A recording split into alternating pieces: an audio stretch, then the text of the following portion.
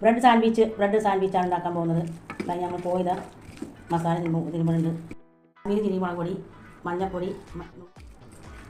Bread cut ചെയ്ത് വെച്ചിട്ടുണ്ട്, നുറുക്കി വെച്ചിട്ടുണ്ട്. അരിക്കുള്ളതാണ് ഈ മുടുക അരിക്കുള്ളതാണ്, ചിക്കൻ അരിക്കുള്ളതാണ്. കാപ്സിക്കം ബട്ടർ ചെയ്ത് വെച്ചിട്ടുണ്ട്, വലിയ ഉള്ളി കട്ട് ചെയ്ത് വെച്ചിട്ട് ഉണ്ടാക്കിയതാണ്. ഇത് തക്കാളി സോസ് പൊടി, റൈസ്, മുളക് പൊടി, കുരുമുളക് പൊടി, ഉപ്പ് ഇത്ര ഇതൊക്കെ വാങ്ങുള്ളൂ. ഇതിലേക്ക് എടുക്കുന്നുണ്ട്. ബ്രെഡ് കട്ട് ചെയ്തൊരു പാത്രത്തിൽ എടുക്കുന്നുണ്ട്. റൈസ് 1.5 സ്പൂൺ ഇതിലേക്ക് എടുക്കുന്നുണ്ട്. കുരുമുളകിൻ്റെ പൊടി കുറച്ച് ഇടുമ്പോഴേക്ക് വേണ്ടിയിട്ടാണ് 1/2 സ്പൂൺ എടുക്കുന്നുണ്ട്. ഉപ്പ് 1/2 സ്പൂൺ എടുക്കുന്നുണ്ട്. 3 മുട്ടയൊക്കെ മാറ്റി വെച്ചിരിക്കണം.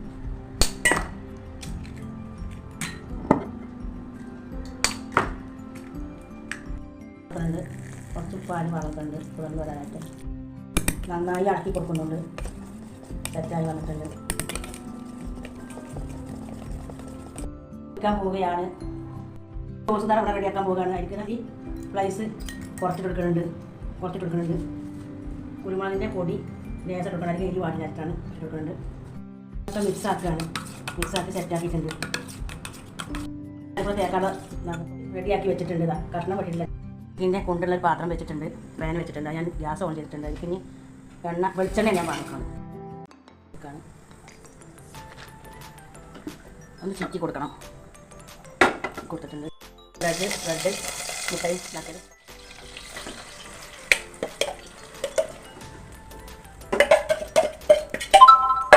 കൊടുക്കുന്നുണ്ട്.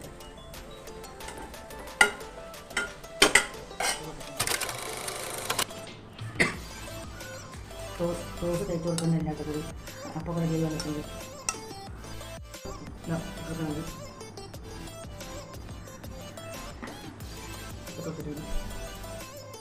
ചീസ് ഇട്ട് കൊടുക്കുന്നുണ്ട്.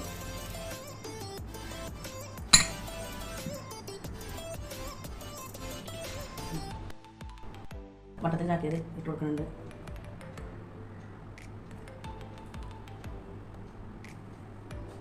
ക്യാപ്സിക്കം ഇട്ട് കൊടുക്കുന്നുണ്ട്. വട്ടത്തിലാക്കിയിട്ടുള്ളത് കൊടുക്കുന്നുണ്ട്.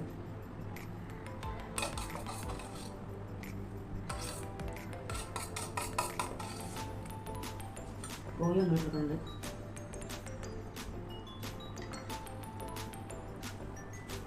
ചീസ് കൊടുക്കുന്നുണ്ട്.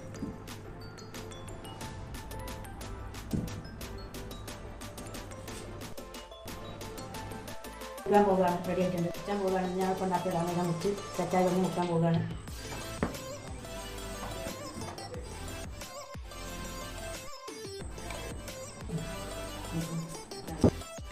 ചായയും ഇവിടെ റെഡി ആയിട്ടുണ്ട്. ഞാനത് കഴിക്കാൻ പോവുകയാണ്.